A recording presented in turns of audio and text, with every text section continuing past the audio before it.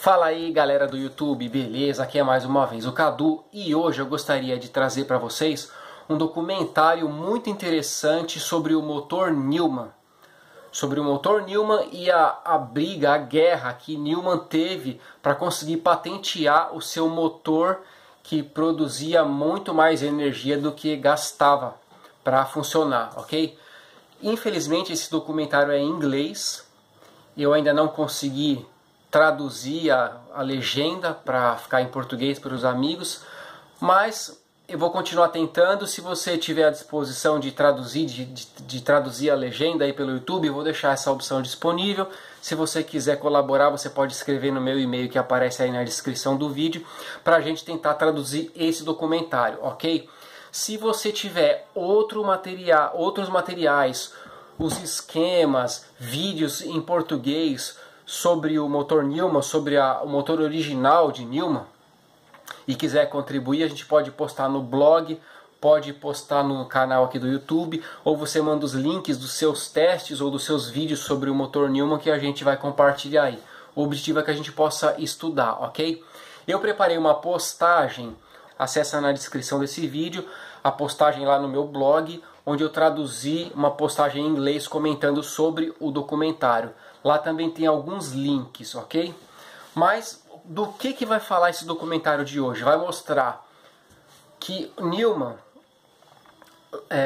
ele inventou um motor de energia livre, ele conseguiu provar várias vezes que funciona, ele passou na televisão, tinha muitos cientistas, tinha físico junto com ele, vários cientistas junto com ele que puderam comprovar que a máquina funciona, e o documentário vai mostrar isso, vai mostrar o relato dessas pessoas, desses cientistas, e a guerra que Newman teve para tentar patentear esse projeto e como não deixaram a coisa ir para frente, como ele não conseguiu a patente, o direito, enfim, aquele sufoco todo. Então basicamente o documentário vai retratar isso. Você vai poder ver os testes que ele fez ali, as demonstrações, enfim. Se você entender inglês, eu tenho certeza que você vai gostar muito, ok? E vamos ver se mais pra frente a gente consegue colocar esse documentário em português e quem sabe outros materiais também, outro conteúdo relacionado ao motor Newman, certo? Então vai ter uma postagem em português aí na descrição para você poder ler. Tem alguns links de alguns vídeos também. Inclusive eu acho que tem um canal, não sei se é do Newman ou de alguém que fez o canal em memória dele, também tem aí no YouTube, ok? E é isso aí. Eu também procurei fazer uma réplica em miniatura do motor Newman, porque o motor Newman é muito grande, é um motor de 1 metro, é enorme, né?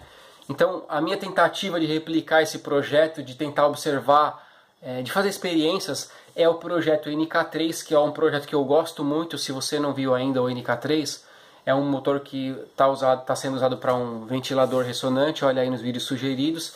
Então eu procurei replicar ali em uma pequena escala, né? Gosto muito desse projeto, mas está muito longe de ser parecido com o projeto original do Newman. Então, se você quer saber mais sobre o NK3, dá uma olhadinha aí em cima. E agora sim, vamos para o documentário. E eu espero que você goste. E depois você comenta aí o que você achou. Se você conseguir traduzir ou trazer mais material, vai ser muito bem-vindo, tá certo? Então é isso aí, pessoal. Fica com o documentário agora. E se der tudo certo e a gente conseguir traduzir, mais pra frente eu posto ele de novo no canal com as legendas aí para compartilhar com o pessoal, beleza? Então vamos assistir? Prepara sua pipoca aí e vamos lá.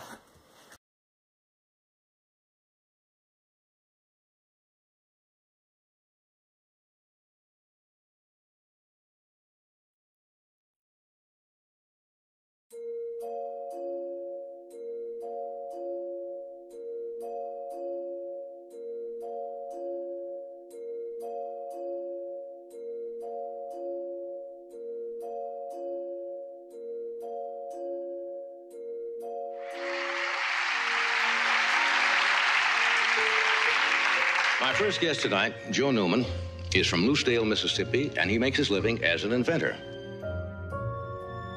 You say you have no training in physics or mathematics as such? That's right. In fact, I started on this because I'm just an old country boy.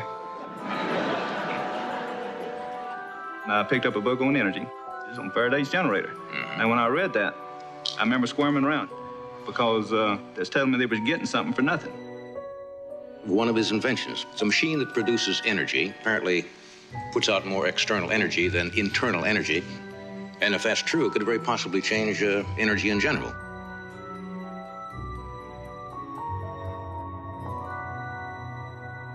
It's one of the most important things I've ever done in my life to help this man bring forth a technology literally can change the world.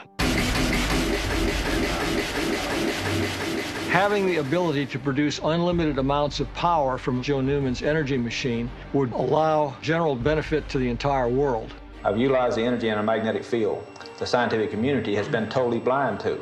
And he was getting some results that no one had ever gotten. Could he possibly have done this? He's invented real stuff. We all were just elated at what we were doing. If you're going to reverse the law of physics, you better have some data to back it up. When you're ready, disconnect that thing if you need to. You check back with me in a year and you're going to see a working prototype hooked to a home. I want you to leave here knowing that the energy in a magnetic field is literally a river of energy. Some people wouldn't choose him to be their hero, but Joe Newman is a hero.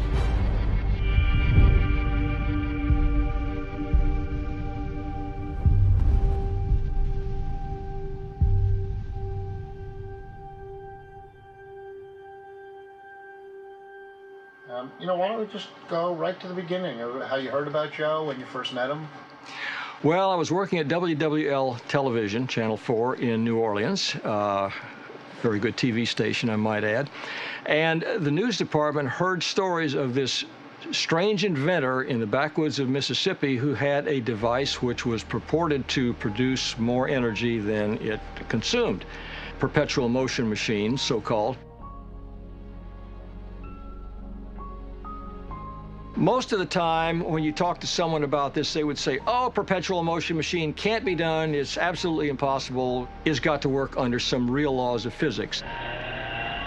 Even if you have a good motor, you'll have a power loss of about 20%. I know physics, and I knew a lot about electronics, and I was pretty sure it just can't work. So I made a few suggestions at the request of the news department as to what things they might want to look for the story.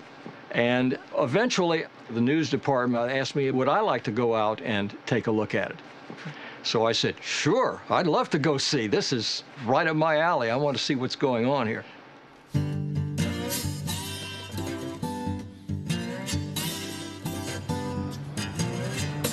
So I went out and take a look with crew for the story.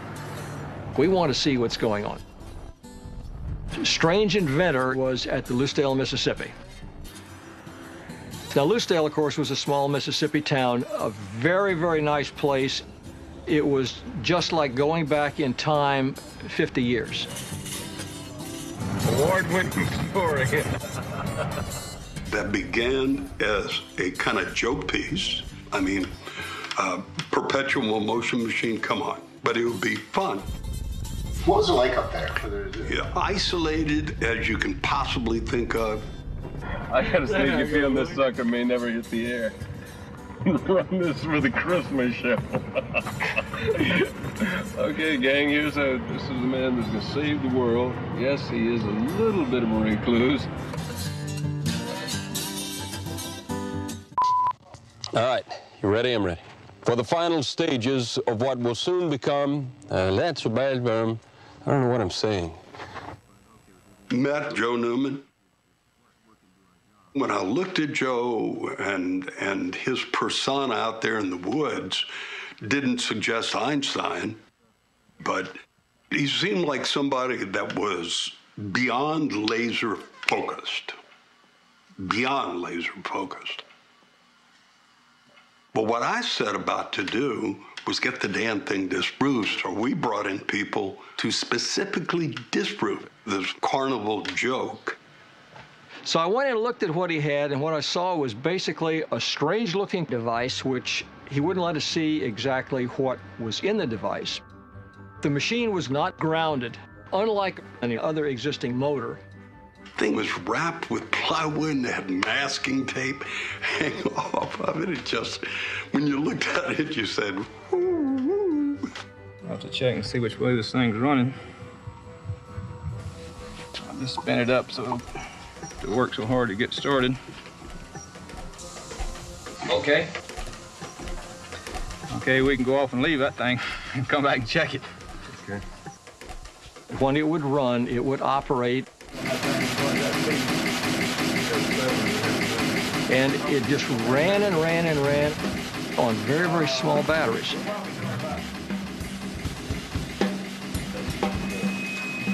And it would flash a bunch of lights. Okay. Now you're running at 30 RPM and 2 pulses per revolution. Yeah, so 60 pulses per minute. Yeah. That kind of got me in the middle where I was, whoa, and beginning to think there really was something that could have invented real stuff. According to conventional theory, it can't do what it's doing. Just sitting there continuously rotating the rotor requires more power than is going into the device. What it's doing can't do it without some kind of external force. There's no angels on the head of a pin pushing this thing, and there's no wind, and there's no crank. Their thought was there was a transformer buried in the woods somewhere, and he said, we'll look all over the place. And they still couldn't prove it.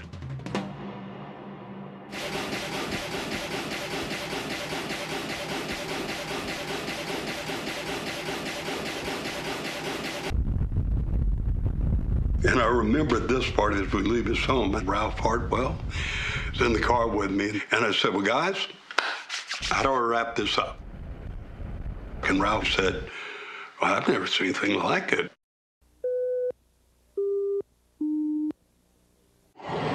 This is a story that I can almost guarantee you will not believe. Over the past 18 years, few have believed. Joseph Newman is an inventor. You see, in Joseph Newman's garage, there lies the unlikely results of 18 years of research and frustration. It's a machine, a 600-pound magnet, flashing lights, a plywood cover to protect their inner workings against patent infringements. Now, Mr. Newman claims this unlikely unit converts mass into energy on a 100% conversion process. Simply put, this machine runs on its own energy. No oil, no gas, no nuclear fuel. Think of this. We're going to use Newman's energy device. We're going to feed power into our system, provide you with power. We're going to shut down all of our coal-burning, fossil fuel-burning plants. We're going to shut down all of our nuclear plants, and we're going to provide you with clean, reliable energy for a fraction of the cost you're paying now. It could be a big boost for the entire world. This prototype is simply to prove the merit of this theory, that very quickly a very compact, small device can be made and be produced for the consumer that they could buy for a home, automobile, airplane, or space vehicle, whatever. So I suggested, Joe, if you're serious about this and you really want to put this together, why don't I just come to work for you full-time, but I can't do it for free. So Joe said, okay, I'll pay you what you're making at the TV station. I said, okay, that's fine.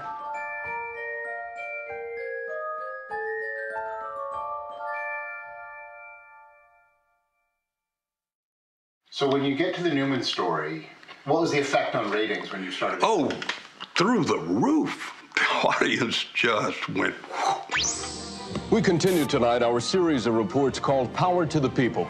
I could not go anywhere without being asked about Newman. Joseph Newman. Joseph Newman. Joe Newman. It was on a weekend I was reading one paper and saw a little paragraph about Joe Newman down in Loosedale. The latest on the Newman Energy Machine, Monday at 10. There was a special coming on in New Orleans, a WWL, and they were going to present the work of Joseph Newman. And this could revolutionize the whole world. Cars would not need gas tanks because this machine uses no conventional fuel. Right away, something clicked with me. I felt a connection to what this man was trying to do. I was curious about Joe, and when I went back to work Monday, I called him. I said, Joe, I'd like to come and see you and bring a few people with me. So he said, okay. And he said, well, why don't you come down here, and I'll show you some stuff. I know that Evan is very sensitive to new inventions. And this interesting guy, Joe Newman, this was obviously someone who had a new thought about something. So Evan and I, in about I don't know, 15, 20 other people. We went to see him.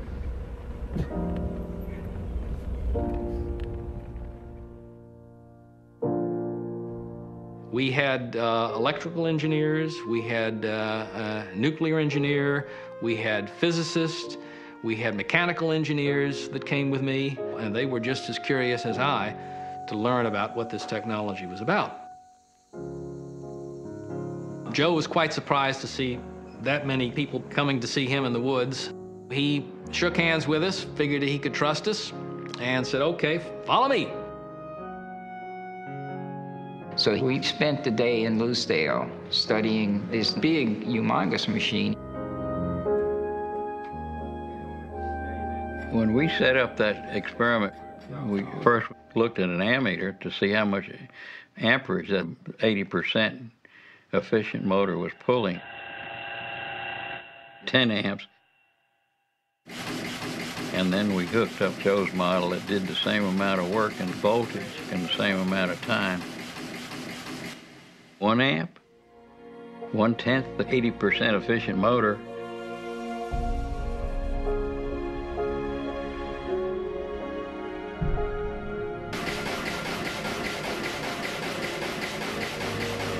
I was excited about what the possibilities of this thing were, but that is beyond remarkable. This machine converts mass into energy on a 100% conversion process. It'll start the Industrial Revolution all over again, except greatly accelerated rate. It'll do more toward bringing world peace and all the kings and queens and politicians that have ever lived. I'm not promoting Joe Newman. I'm promoting the people of the world. What I'm doing is giving the people an example. If one man can shake the world, then what can the whole world do?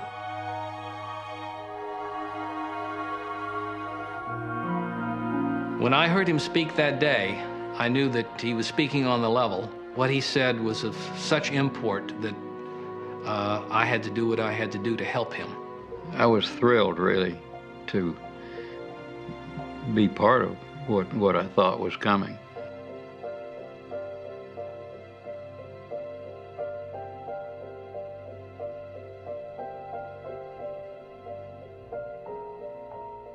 You must have been pretty excited about seeing a motor like this. Yeah, I was excited about this intellectually because I saw that there was something that broke the paradigm of the way that electric motors were currently being built.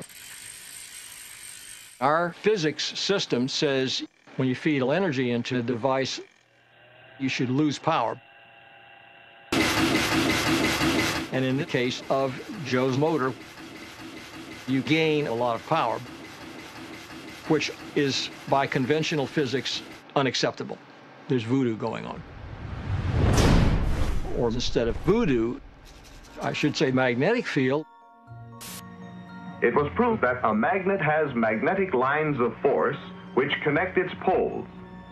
The facts told me there was a river of energy coming out of a permanent magnet, and if that was magnetic field. It's a phenomenal amount of energy, literally kinetic energy.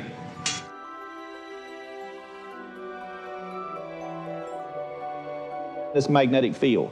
It was obvious to me there was some type of mechanical characteristic in this system, and the reason I thought that was that it showed that if you took a permanent magnet and you took a conductor, and if you moved a magnet relative to a conductor, the directions of the current would reverse relative to the motion of the magnet or the coil. Only this magnet could show everything was relative to something in this magnetic field. It took me over 3 years to figure it out. Now I'll tap into it and utilize it so long as it existed. Even today, mainstream science doesn't fully understand magnetic fields. They know the effects of them, but they can't tell you exactly what they are. There has to be a mechanical connection between those that makes the thing go this way or that way. As far as I know, nobody knows except Joe what makes the magnetic particle go in one direction or the other.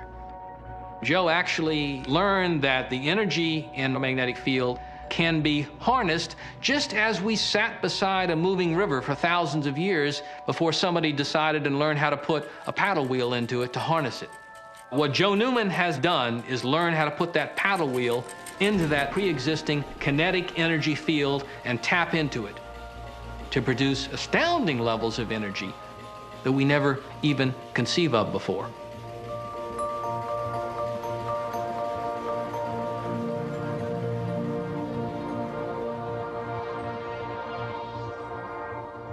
Joe did it with his own imagination with no help.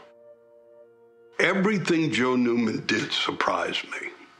When I found out he created the sand in the tires, when I found out he created the plastic for the barbells, he always surprised me. The original plastic-covered lead weights, which everybody could afford them suddenly, and it was one of his first inventions. For this invention, he had to have the finished product ready for the investors by the upcoming Christmas season. Many people said that he could never really do it, but being the person that he was, he said, yes, I can do this. He came up with it, created the machinery necessary to effect the process because no one had ever done that before. He worked 24 hours a day, day and night. In a matter of a few months, he got the barbells out into the public. He did what most people said couldn't be done.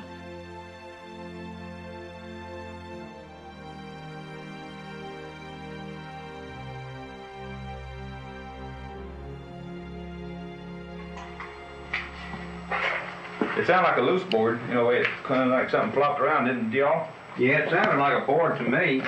There was this intensity about him that I have the utmost respect for, and this is his life's work. This is the most important thing that he's developed. Okay.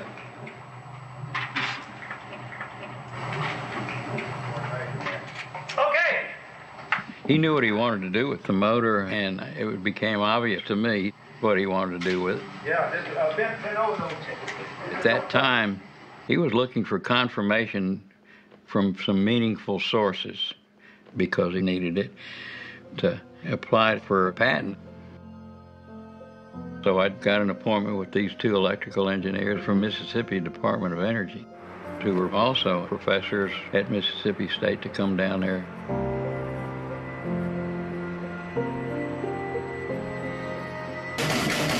You guys looked into the results.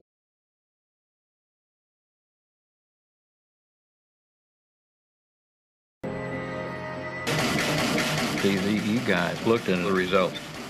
800% efficient. Then I looked at these guys and I said, what's happening? I mean, it should have just blown them away. I mean, they should have been jumping around.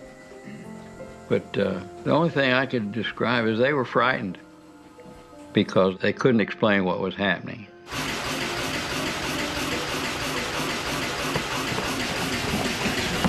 Anyone who has spent 10 or 15 years doing something, dedicating their life to it, there's a good chance that person can come up with a revolutionary creative thought simply because that they'll look at it from a different standpoint than what everybody else has.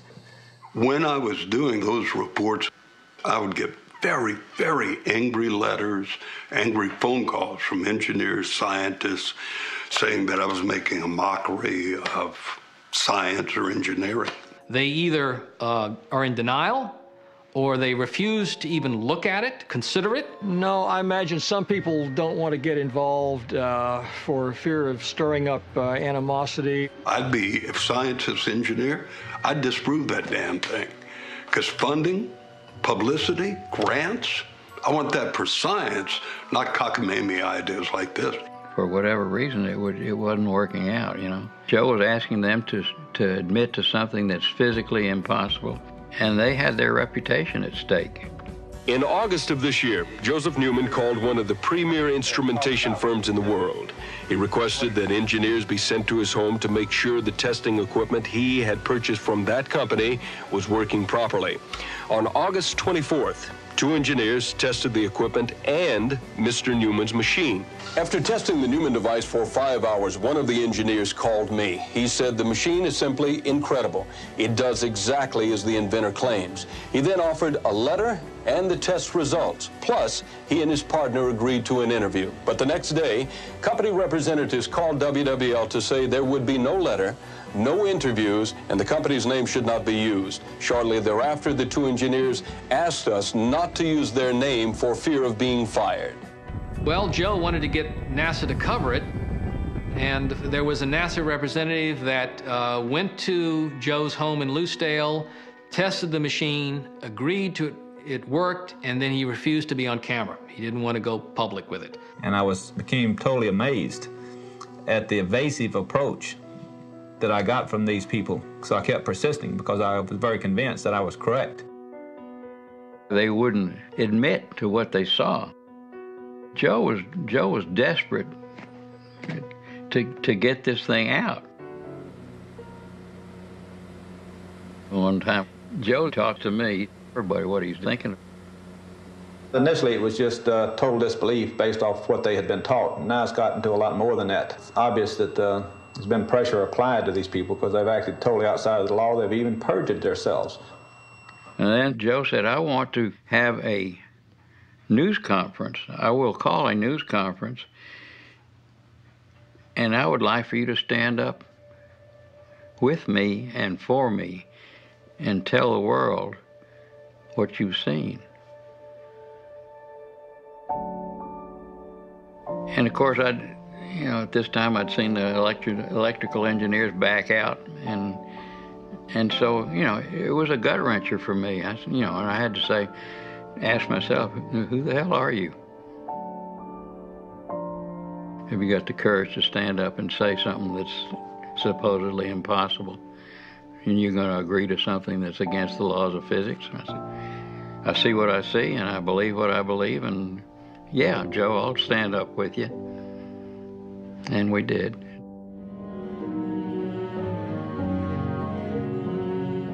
When Joseph Newman stepped before a news conference today to make his astonishing claims, sitting beside him were representatives of the State Department of Energy, longtime skeptics, now convinced.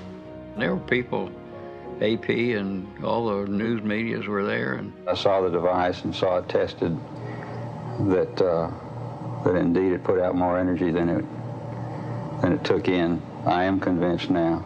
It came out on all the 3 networks of TV. I'd go and say, there you are, you idiot, telling the world what. There will be much talk, much more study, many arguments about Joseph Newman's strange machine. But for those of us who worry about skyrocketing utility bills and Arab oil embargoes, just imagine, what if Joe Newman is right?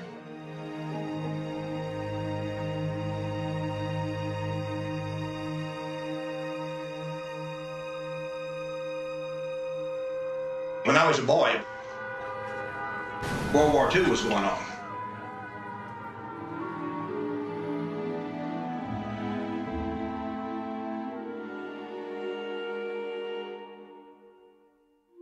My father, he was an alcoholic. The night that I was being born, they couldn't find him. He was off drunk somewhere.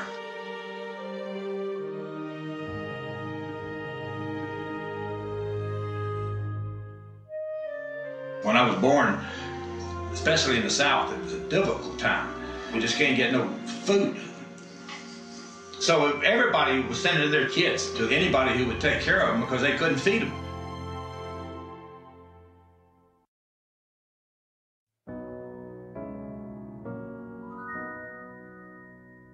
Now, my brother was with me from the time I woke up until I went to bed because he wasn't going to school. He was just taking care of me. In fact, I'd get out of my bed, go get in his bed with him, and go to sleep.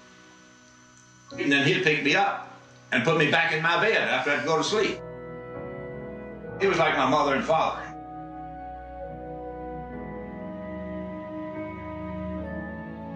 He loved his family very, very much. Joe was proud of his son, Jaramus, and Ellen, his wife. She was a country girl. She was beautiful. As far as I knew, she was totally dedicated to Joe.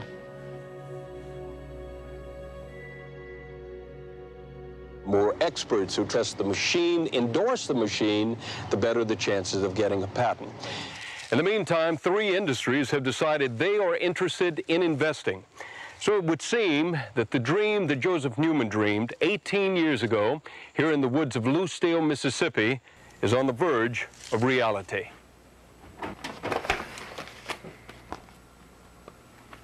Joe, he spent some time to prepare many documents for the patent office.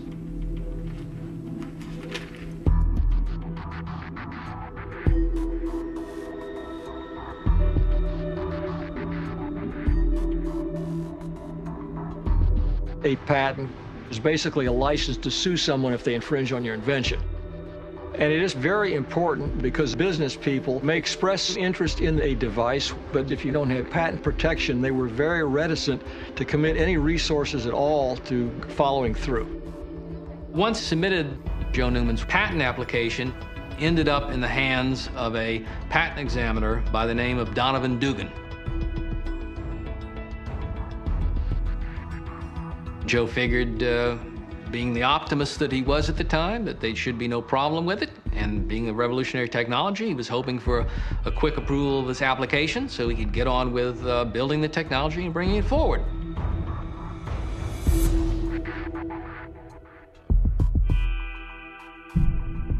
The patent was held up because they didn't think someone could build it. The examiner totally disbelieved that this device was operable. And in fact, he disbelieved it so much to the extent, he had inferred that I had a hidden energy source. He doubted that, implied that he even doubted I had the device built. He called it an alleged device. He just didn't believe anything about it.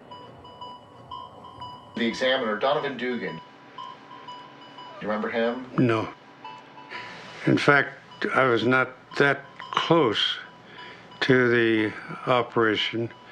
But it's one of those things where you've got the law of physics out here that had existed for many, many years, and you're going to overturn one of these laws.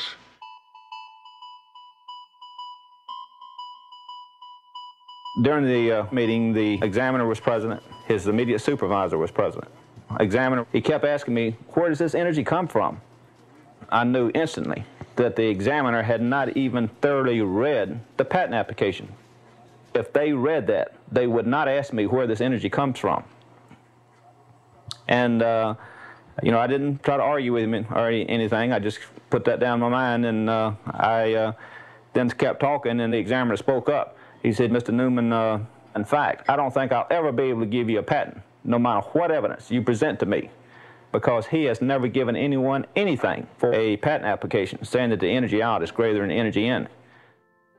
Did you see him get angry at irrational moments? I mean, he was amiable, but very intense. The people that didn't like him became like punching bags to Joe.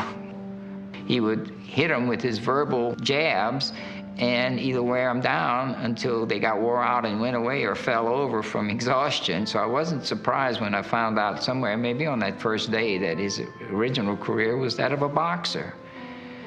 Because if you understand that he was a boxer before he became an inventor, you can kind of understand. And Joe continually went from one kind of boxing match to another.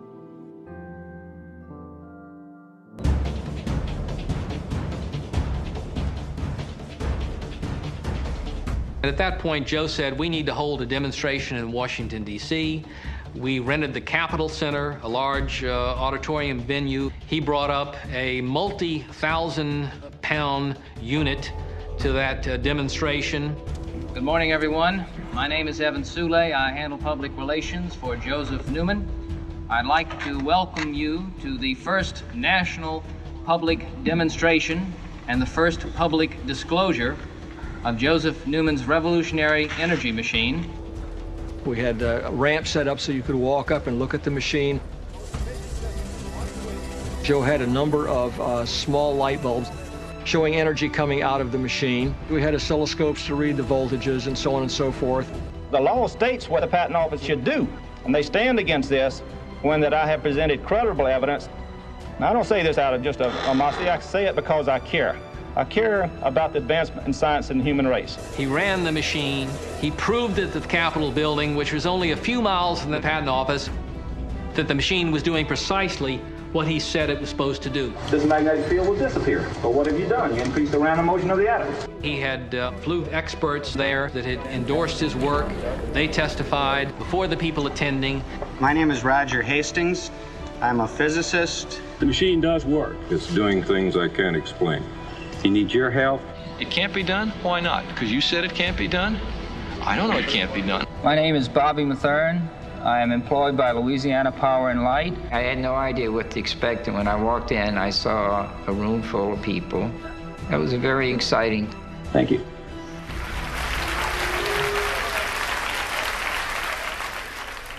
Let's pick it up from after that meeting. With Patent Department, what happened from there? I wrote a letter to respond to the U.S. Patent Office in a very factual, direct manner. And the facts did not make the examiner look very well. And my attorney told me, he said, I know it's the exact truth, but he said, I can guarantee you that if you send this in, it will assure you that you will not get your patent. Because you were critical of the patent department? Yeah, and they will protect their own, irregardless of the truth. That upset me greatly. At that point, Joe Newman felt that he was dealing with a bunch of buffoons, essentially. So what's he going to do? The inventor will never get his product to the public until he gets his patent. He now is fighting for that patent in federal court. A man who needs no introduction, Joseph Newman.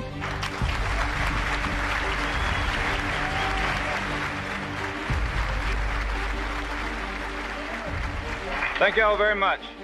I've been having a fight with the patent office, and like I had said, I'll fight till hell freezes over. And I mean literally that. I wish to change the patent office as well as push this invention forward. This was the scene at the New Orleans Hilton Hotel today. Over 1,000 people crammed into a ballroom to hear Newman, and more than 1,000 more waiting outside. Garland had told her, said, you know, this is going to be a bust. They doubled the amount of people, and the fire department wouldn't let more people in. At the podium was the usual complement of scientists who have supported Newman, but there are also some new faces. Actor Eddie Albert, who hopes to draw President Reagan's attention to Newman's fight. And we've got a nice chance to move ahead, and I expect from all of you here, we've got to work together. Now, if you want to debate with it, write it and put your name to it, and I'll show that you're ignorant.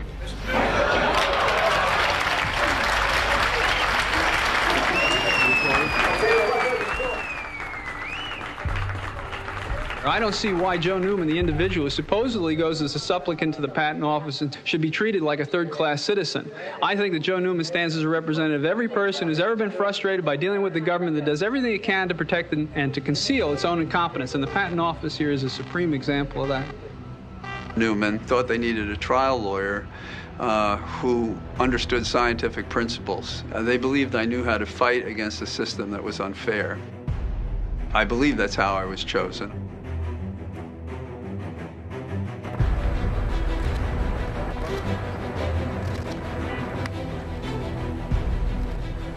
Joe Newman went before the Federal Judicial Court in Washington, D.C. to fight with the Patent Office.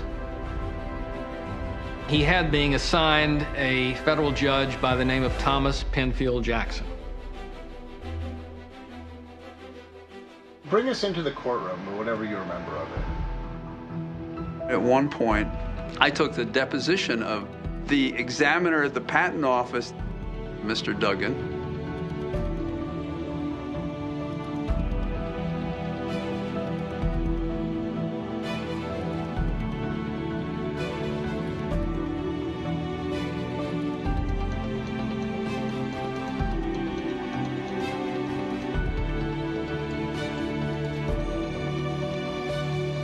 The examiner that said this machine can't work himself didn't understand how machines worked. I had no doubt that Joe wasn't getting a fair opportunity in the Patent Office. Very junior examiner who didn't have a great scientific background, initially rejected. So tell me your thoughts on how that might have happened. Well, I was not that close to the specifics of examination of applications in the office.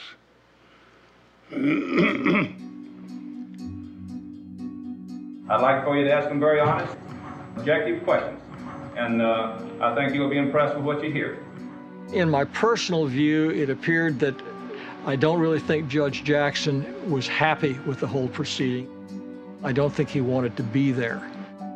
One of the first things he said was that I don't have a background in electrical engineering. I'm not qualified to rule on this. Can you imagine sitting there having had people dueling experts when you have no expertise in the matter and then being a judge trying to sort out what's a right and fair decision.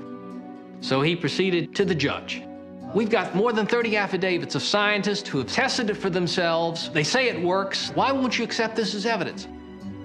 Jackson said, I have to have an independent analysis of this done. I have to bring in what he called a special master. Special master is a function that the court has for areas of expertise the court feel it doesn't have, to inform and make recommendations to the judge as to how the judge should handle the matter.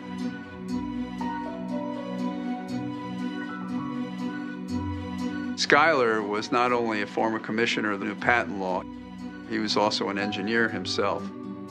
I don't know that there could have been a better commendation by the court for someone with expertise to make a recommendation to the court. That's why I think Judge Jackson appointed Schuyler. Jackson said, Mr. Newman, the special master will nail it right down, and then I can rule on it. If I rule in your favor, you can go forward with your patent. Today marks Joseph Newman's third trip to federal court in less than a year. Each trip has cost him, on the average, $30,000. The future would seem to hold more court appearances and more expenses. Oh, I just meet the need as it comes. Of course, it's not easy, but I've been doing it for 20 years, so it's not new to me. And I just keep fighting, because I'm right. 5 holes. I think that this invention eventually became more than an invention to him. You know, there was more like his family.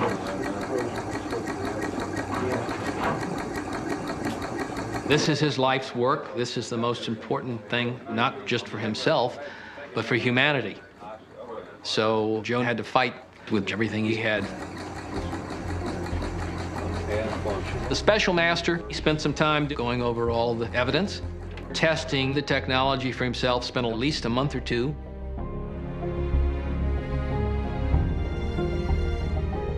I don't know exactly what he was experiencing. And frankly, I was a little bit nervous.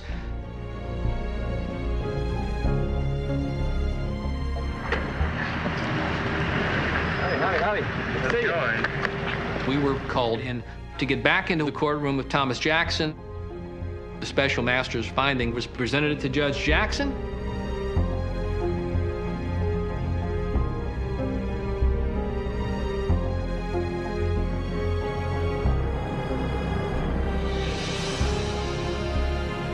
Schuyler said, this machine works. The evidence is overwhelming that Joseph Newman has built a machine that there is greater external energy output than external energy input. Yeah. We were pleasantly surprised. I was very happy with that. Joe was overjoyed, and we thought that should basically settle it. We were so anxious for him to get the money to produce these things and develop them. Attorney Jerry Sears for the Patent Office and John Flattery met with the judge. The judge had the findings of the special master before him. Jerry Sears immediately objected to the judge about the special master's report. He said, well, Your Honor, I'm assuming you're not going to believe in the tooth fairy. The Patent Office dissed their former commissioner and disagreed with his report. So they questioned it, they attacked it. Interestingly enough, the tooth fairy was basically the only reply that the Patent Office had at that point to the special master's findings. So the judge has a report from a former commissioner who is unbiased, who's got no stake in it, and then on the other hand, it has the Patent Office defending its institutional position. And as a result, Judge Jackson refused to accept the findings of his own master.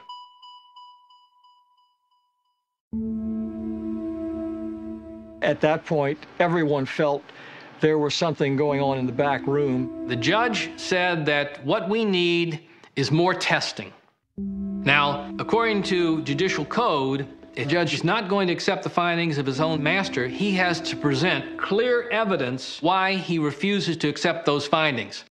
Well, it's close to 25 plus years, and we're still waiting for the judge's response.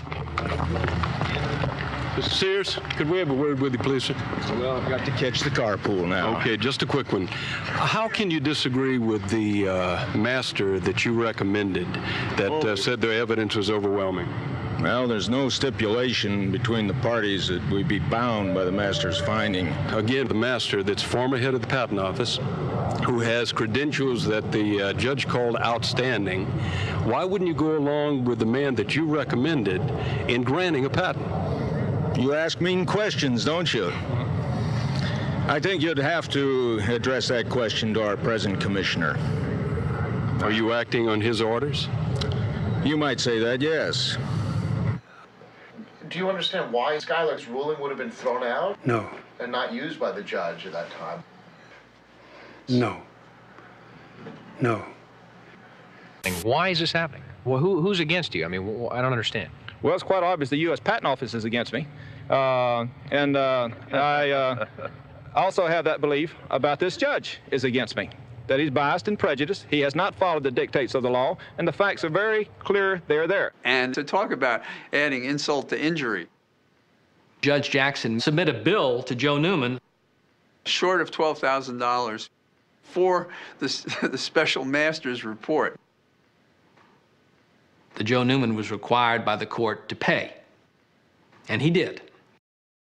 Okay, now if you was charged $11,500 for a master, a guy who's supposed to be the referee of this game. Your referee tells you, at the cost of you now, you're paying $11,500 for this referee. You won the game. Then the judge says, "Oh no, let's play a new game now." How would you feel?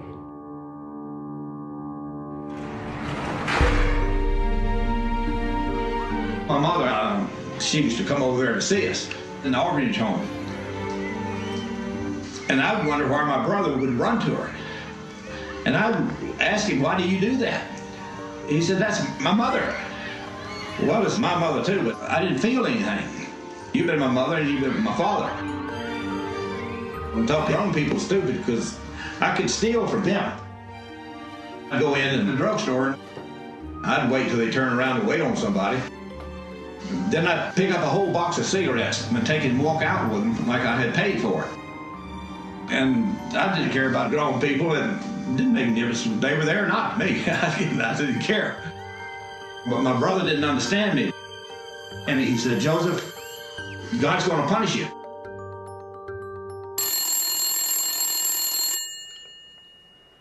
You need to stop working on this device or you will be eliminated. I received death threats, and I know Joe did too.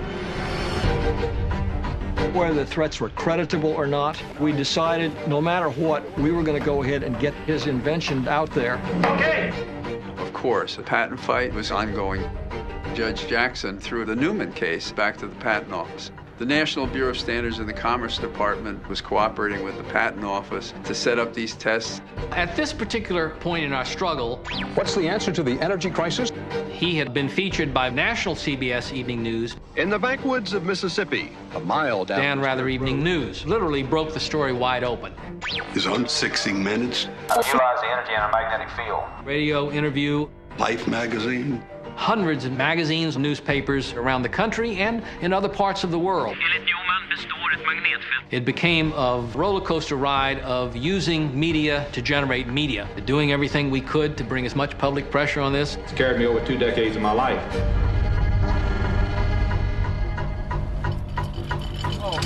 We delivered the motor. Thank you, Joe. Right. 30 days come and go, and we get a notice, you didn't deliver a machine in working order. Well, excuse me, it took you 30 days to figure that out. Would you welcome, please, Joseph Newman. With all the publicity that Joe was garnering around the country by that time, Joe flew out for the Tonight Show. I think one of the statements from the Patent Office was, whatever evidence you present us, I think would be unable to give you a patent because it's impossible, which is similar to what they said, if I remember, to the Wright brothers. They were saying that 3.5 years after they had flown. They were still saying it. That's one of the things that I hope to do, Johnny, is to draw a line so that this type of injustice can never happen again. At the time, everybody watched Johnny Carson. Did you see the Carson appearance? No. I mean, he was going on the Johnny Carson show cursing the Patent Office. Didn't that have some sort of an effect? No. Congressman Dan Burton of Indiana has introduced a bill into Congress asking Congress to issue Joseph Newman a pioneering patent. I'm Congressman Dan Burton. The bureaucracy has given Mr. Newman, in my opinion, a runaround from day one. What bothered me was here's a man who had a machine, who had a lot of supporters. So I thought that he ought to be able to get a patent, especially in view of the fact that other things had been patented, which had no chance of success. The National Bureau of Standards. Okay, ready to go? Yeah. All right. They told us it wasn't in working order, so we came there. There's a loose wire, which was up when we delivered the machine. What should we do? In Joe's schematic, you can see where to put it. You think you could do that on the phone? But they didn't do it for 30 days. Why? Gave him 1,000 miles to hook up a wire. That's all that's necessary. You put 1,000 volts on that, and the unit will run. It was obvious what was wrong, even to them. I'd like to know where the input energy is. We have answered this in writing. You people are dragging your feet. John, he'd like to know if you'll leave the battery pack. You don't have your own batteries? What kind of nonsense is this? You're telling me the National Bureau of Standards doesn't have its own batteries? That's the answer. Yeah, that's fine. That's... Well, I want to understand this. You want us to contribute that? You don't have to understand anything. He asked if you'd leave it. Your answer's no. Thank you. You're an embarrassment to the nation. Tell us when you're going to be ready to begin tests.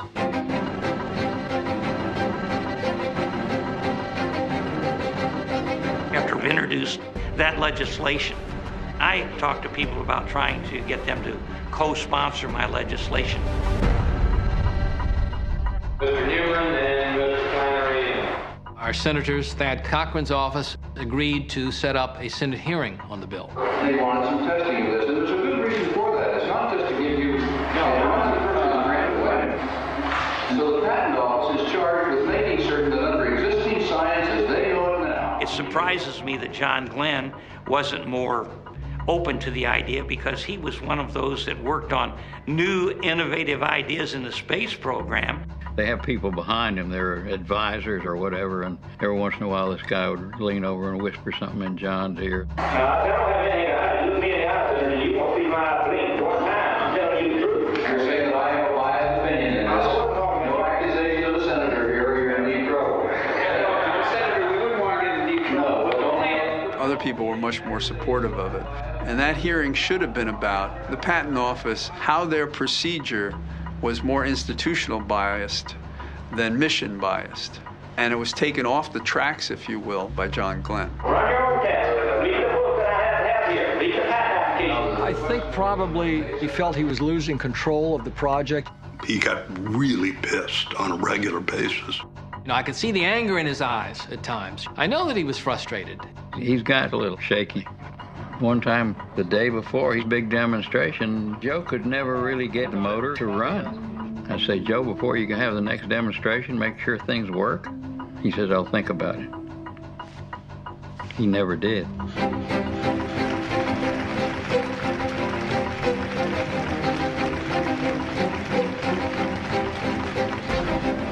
He got a lot of attention, but the attention started to become not good attention. The people that were there were looking at each other and shaking our heads. This is not good. There's so many things he was fighting. He lost sight of the track he was trying to follow and just stopped pursuing it the way he should have. I'm angry. I consider this war. Second highest court in the land has ordered the National Bureau of Standards to test Newman's machine.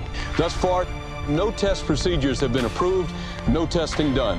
When are you going to begin ready to test this device? This is English. Your mother tongue. Is it in working order? Why don't we just No.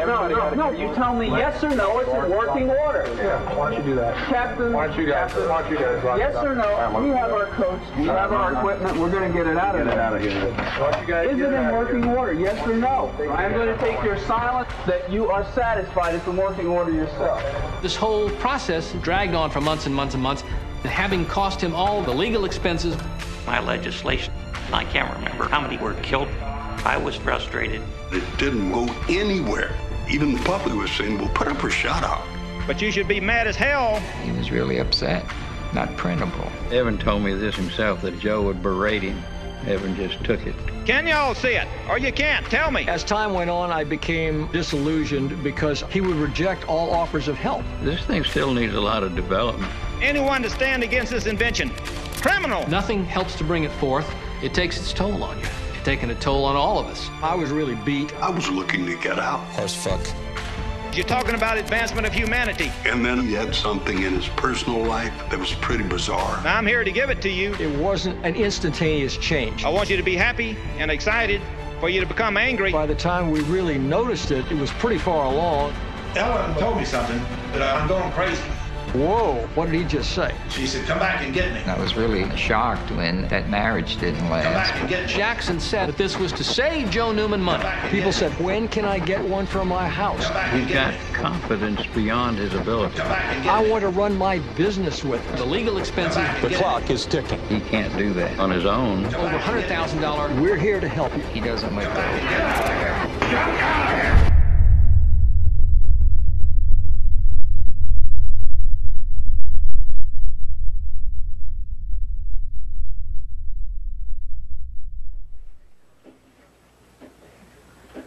They've gotten poor results because they have grounded the motor.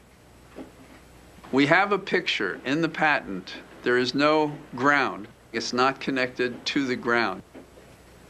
And that is part of Joe's science.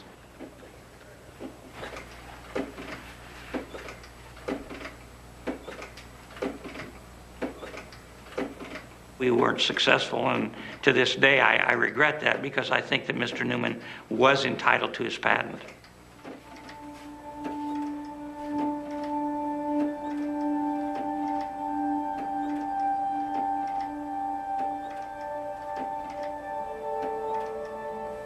He declared bankruptcy as a result to protect what he had left. Joe lost his house, his property, and everything he's done.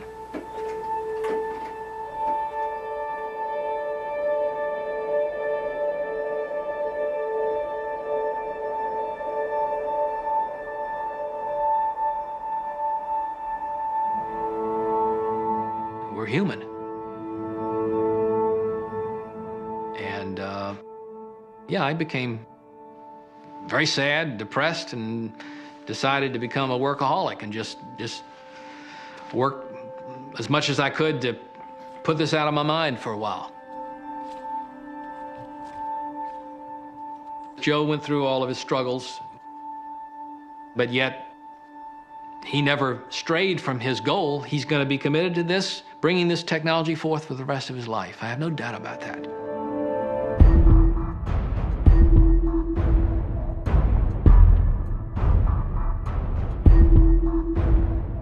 Evan and I talked about it at length. Joe wasn't going to get anywhere with the approach that he was using. There was really nothing we could do about it. You know, he's a heavyweight. He's probably in the 10th round of a 15-round bout, and he ain't been knocked down yet.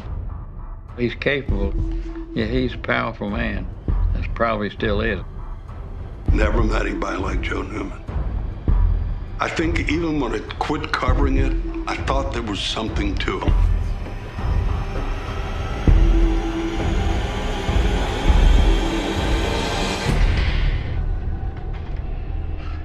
Yeah, because that's the equation for power. Power is force, time, distance, divided by the time. So the longer it takes you on a workout, the weaker you are.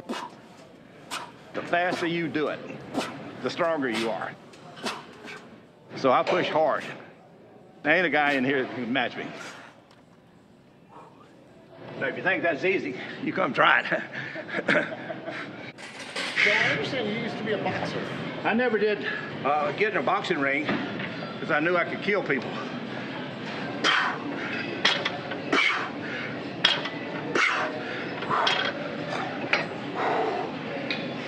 Are you in preparation for a fight? Always. Always. Just boom, bow. Try to move your hands that quick.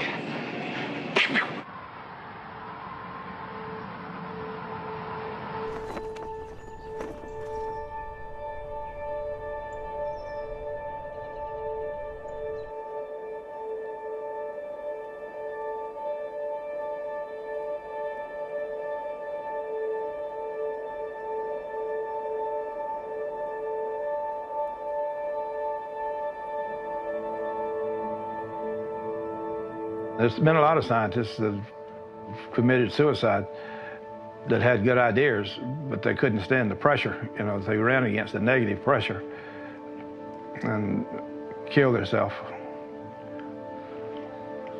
You had a home, you had a wife, you had a child, and all of it was being taken away from you because of this motor.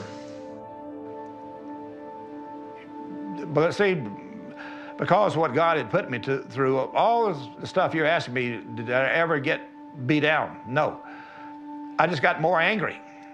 And I had rubber that was that thick, and I put it on a steel plate and put it and had it welded to it.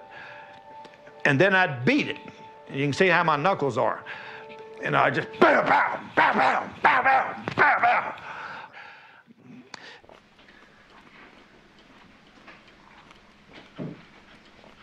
I'm not doing any business on Thursdays. Because that's my worship day. Do you have a specific way you do it? Well, I just commune with God. The world is getting worse and worse. They're all admitting we're not getting nothing to work the way we want to, but instead it's running still negative, and we lost so many jobs, and everything's going to pot. All you got to do is just listen to the stock market. You don't hear the stock market is going to go way up, and they're worried about the stock market just falling even more. That's what they're worried about. But the oil companies are making the biggest profit they've ever made in their history, because everything is still tied to the oil industry. And that's why they fought me tooth and nail. They didn't want this technology out. This conspiracy is not against Joseph Newman. It's against you, the people.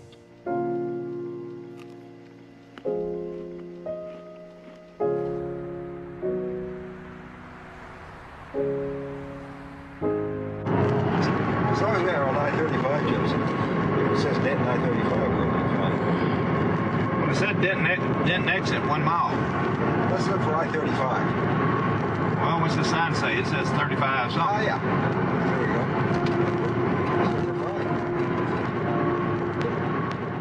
go. So tell me about how you met Joe.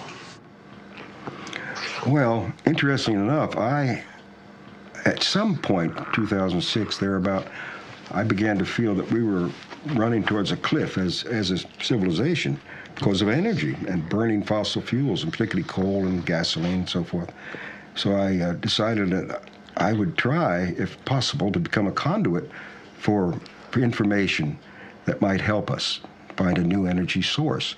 So I even went to a hypnotist to try to make myself receptive to energies of this sort. And I saw Joseph on the television, and I thought, well, there's no need for me to do anything. That man's already done it. I just need to help him. Yep. All right, now how does this machine strike you when you first look at it? Come on back here, let me show you something. This is much bigger than anything I've seen in the past. All right, you can see how big this machine is. 7,500 pounds, 10 horsepower. I'd been pretty much his sole support. I had accumulated some rental property, and that was going to be for retirement. But I ended up selling 3 of the properties just to keep things going for Joseph.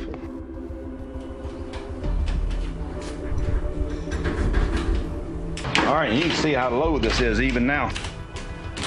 That's a point. You're not even pulling an amp, and you're running that 7,500 pound motor. Nobody in my extended family believes that Joseph could do this. So your family thinks you're nuts? Yes, they think I'm nuts. My son, he thinks it's all a farce to get my money. My wife, she just left. And she got a divorce through the internet, which was kind of interesting. And then it wasn't too long after that Joseph moved in with me. I traded a wife for Joseph. I was on Johnny Carson. I was on there for 23 minutes. He got the biggest response anybody had been on his show. 40 scientists had endorsed this by looking at the oscilloscope, the most accurate measuring device in the world. This technology is ready to be mass produced for the people of the earth. And it'll do away with pollution and contamination. I've done this through a lot of deep experimentation and thought and prayer. And God's given it to me. Because I've turned lightning to speed and torque.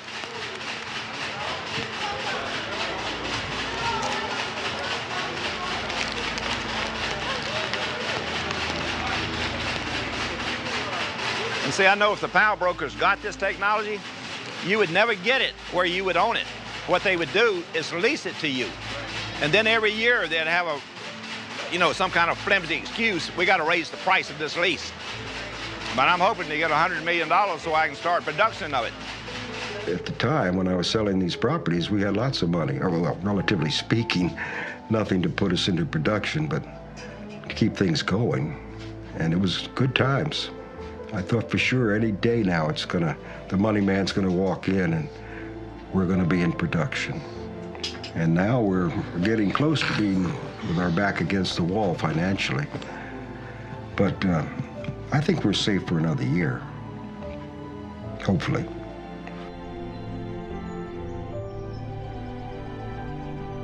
What do you think the plan is for the future?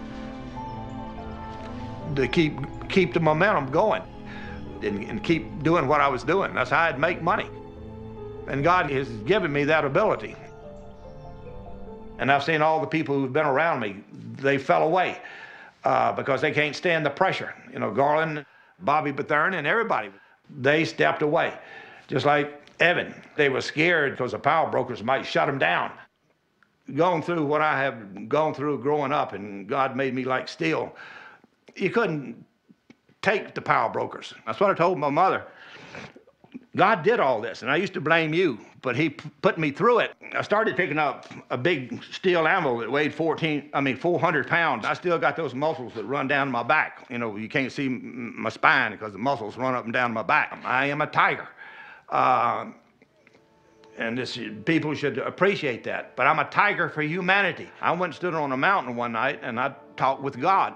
My vow was, I want death if you don't give me what I want. I want to change this evil that I see all over this earth. Change it. I care. Why don't you care? So I want you to know how I am. I'm going to tell you right up front. When a guy comes to me and you want to challenge me, and you think you got the steel that I've got, you ain't coming close to it, because I'm going to jump down your throat and I'm going to say, this is a law. I think you nothing but crap. And I'd kill you in a friggin' second. I don't trust nobody. You think I would sell this to you? You think I'd sell it to her? Or you think it to him? No. Y'all can be gotten to. I cannot be gotten to. Not for threats, not for anything. In fact, the people who ever call me to threaten me, get off the phone and hang up. I said, God's going to kill you before you get off the phone. He's going to kill your wife. He's going to kill your kids. And they hang up on me. Just so you understand, none of these people are here to buy the motor. We all support you, as we care about the technology. Just so you're really clear on that. Okay. That's the only reason we're here. I'm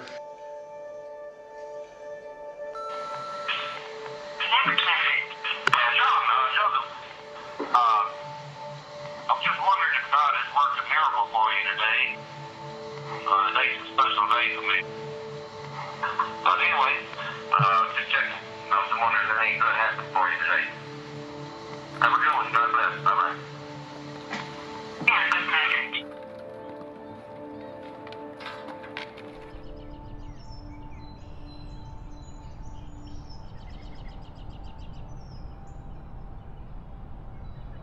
We want to bring some local scientists to the demonstrations.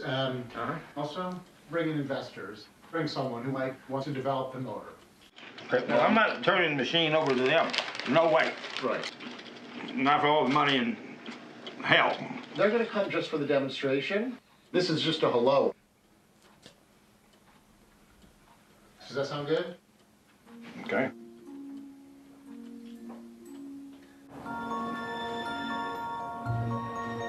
The energy in a magnetic field is matter in motion. When you say matter in motion, that's just like a running river.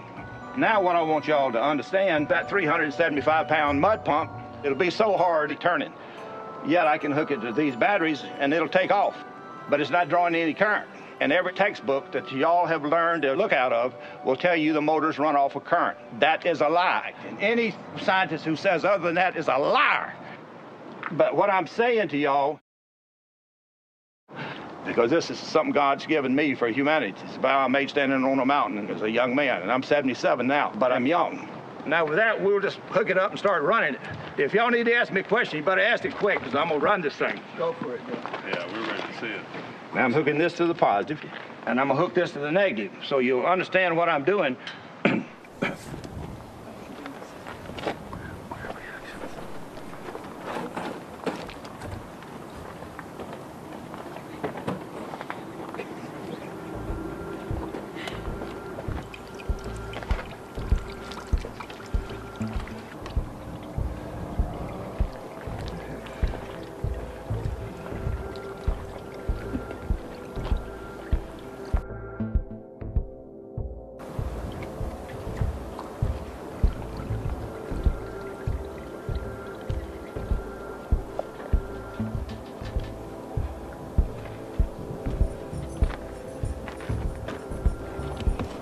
This prototype is simply to prove the merit of this theory. Very quickly, a very compact, small device can be produced for the consumer, probably within a couple of years of time, that they could buy for a home, automobile, or airplane, or space vehicle, or whatever. And once they buy that device, they'll never have to pay for energy again.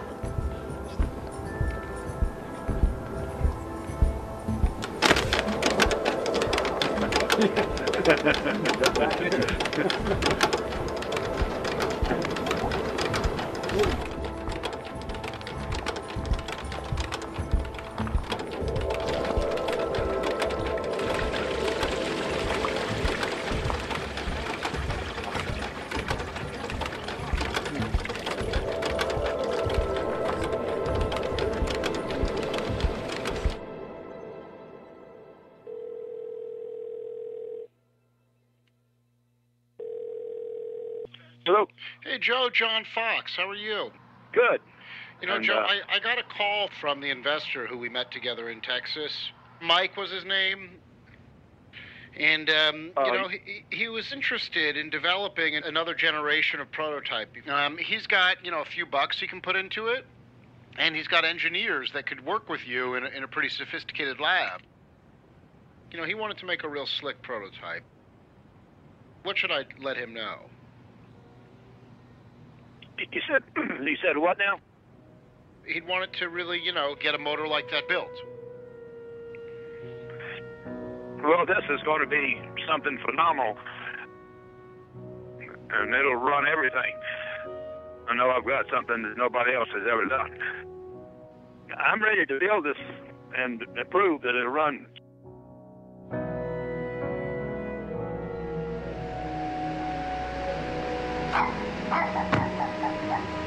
How you doing? Jim Jory. Jim, how you doing, Mike? Mike? Hey, how you doing today? Yeah, good. How about yourself? Not too bad. Good, good. What I'd like to do is focus on one thing, and let's see if we can make that work, you know. And one of my suggestions yesterday, and you seem to have liked it, was creating an air conditioner. When you get this machine, your electrical bill, as far as your air conditioning, is zero. Right. So you agree that's a good market? It's a phenomenal market. I mean, like I told you yesterday, I'm sold. I'm ready. And now I'm willing to do what it takes to build one of these. We'll see if we can put it out on market. So now let's go ahead and put it together and do it. Well, the first thing I want to do, because I don't want, let me just say how I am. I don't trust you. I don't trust anyone. I've had too much damn experience with business people. Their word don't mean shit to me. Because I've seen all these people tell me they're going to do good things, then they were liars. I'm interested in right now just getting enough money to put this motor in a car. I'm going to go buy a Cadillac right here. I'm going to take that engine out, put this engine in. Maybe there's another way we can do this without doing the car, because of the air conditioning. It makes sense for the kind of businesses that I understand that. But I'm not going to commit to you that I'm going to do that. It could fund your car or something else. Well, then I don't think we can deal anything right now then, because I'm sure not going to make a deal with you that I'm going to tell you I don't know you from crap. I wouldn't sell it for no $1 million. Joe, I didn't ask you to sell it. I'm just trying to talk to you about a deal. I mean, you don't have to get mad. I'm not trying to make you mad. I'm just telling you. I'm your friend here. I mean, there's no reason to get mad about this. That's not really what I do. You want me to stop what I'm doing and kiss your ass and put it for you? Not no, hell no. No, I didn't ask you to. Yes, you did. No, I didn't. Yes, you did. You're not interested in what I want first. Well, no, I did. I want to know what you do. All I was saying that I think an air conditioning will make a bigger impact faster than the cars, to be honest with you, sir. I may be wrong, but I can sell stock. I've got another guy coming to see me right after you Monday or Tuesday, and he's got $100 million. So don't tell me what I can do and can't do. You don't know me from crap. I don't. I was just asking. Well, I know what I've already done, and it's a hell of a lot more than you'll ever do in your damn life. All your life, you'll never be remembered. I will be remembered. Okay. I don't need you to get done what I want done. Joe, I'm sorry. I'm making you mad. Yes, you are. And I apologize. You know, Joe. No, I ain't going to change, John, so don't be bringing me any other people like this.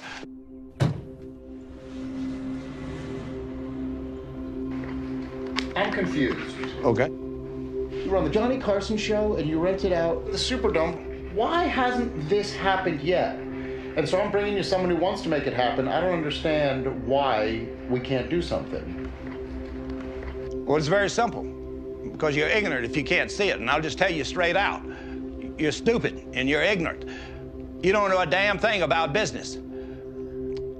That's the way you give a damn technology away, the way you're talking about. Not no, hell no. I ain't giving it to no son of a bitch.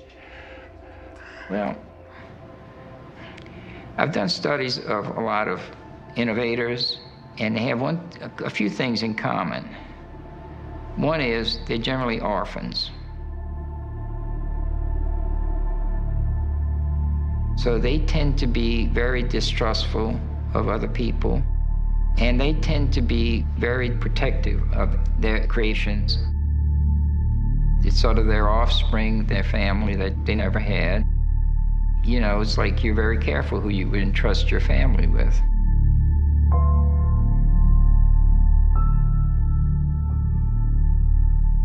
My brother. Well, he was like my mother and father. Now, he used to tell me when I'd steal stuff, God's going to punish you. You know, I was thinking of other things that God might do. He might, you know, make me get my leg broke or, you know, something. I said, well, I deserve it. And it was interesting. I've always been intelligent, but it never dawned on me that God would punish me by killing him.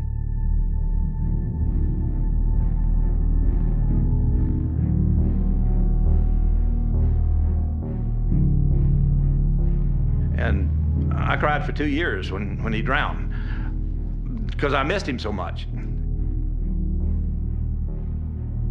And it finally dawned on me, it makes you want to fight for what's right. It makes your character, you become devoted to, well, I'm going to fight this all my life. Joseph Newman. I wanted to change all this disparity between wealth and poverty all over the earth. I can do something good for humanity. That's why I would never sell this invention to the power brokers of the world. And that means any son of a bitch that tells me that I don't trust you to do it, Joe Newman, I want to do it. And you give it to me and let me make it and let me do it. No, hell no. I've seen too many goddamn people who are damn goddamn liars. And it makes me want to crush their damn skull. That's the way I feel inside, and God has given it to me, and he's kept me young so I can do it. Don't ever bring me anyone like that, because it makes me dislike you. Are you smart enough to understand that? I'm sorry I ever met you, because you lied to me, that you'd never betray me. When you do something opposite of what I want, you betray me. I don't understand how this was a betrayal. Like Milton Everett, and went in business with the power brokers. I've had a lot of people who betrayed me and betrayed humanity and swore that they wouldn't. You can't do it on your own. You need other people to come on board at some point. I'll get this done without you. I don't have to have you. I don't have to have anyone. It ain't you who got me all this publicity back in the 80s and all in the worldwide attention. It was my work, my blood. And all y'all come along and suck ass and then say like, well, you're doing it. Well, you're not doing it. I mean, you're 77 years old now, right? Where does this go? I mean, no one's gonna live to 200 years old. Well, you're full of shit. Now, you're stupid and you're crazy. Let's just end it, and I don't want you to call me again. You understand that? Joseph, wait a second. No! I'm fed up with you. Maybe John doesn't understand. No, well, I'm telling you, you got fucking sense enough. You see that goddamn fist, I can put it to your skull. I don't want you around me again. John, I'm just trying to help. No, you're not. When you tell me shit like that, it makes me want to spit in your fucking face. You ain't done shit, you dumb fuck.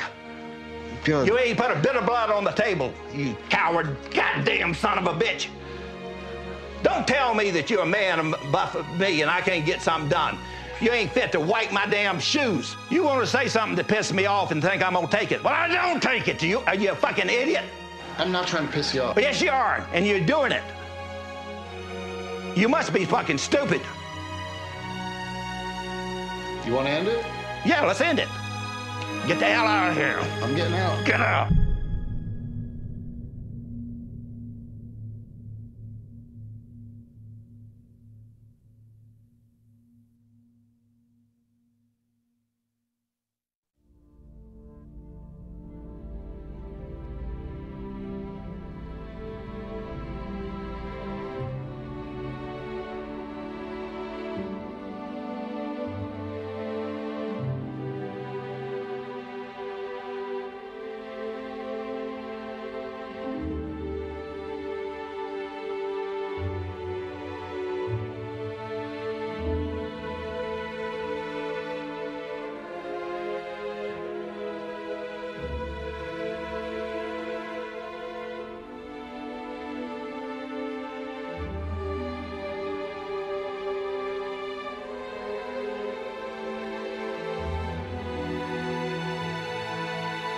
When you think about all of the perpetual motion machines that I ever researched, and I've researched a lot of them, they were all disproven.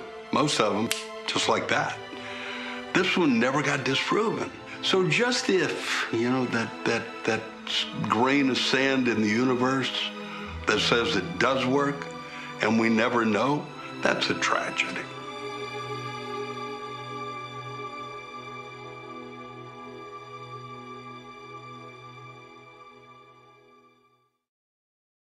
What do you think of the idea of conspiracy?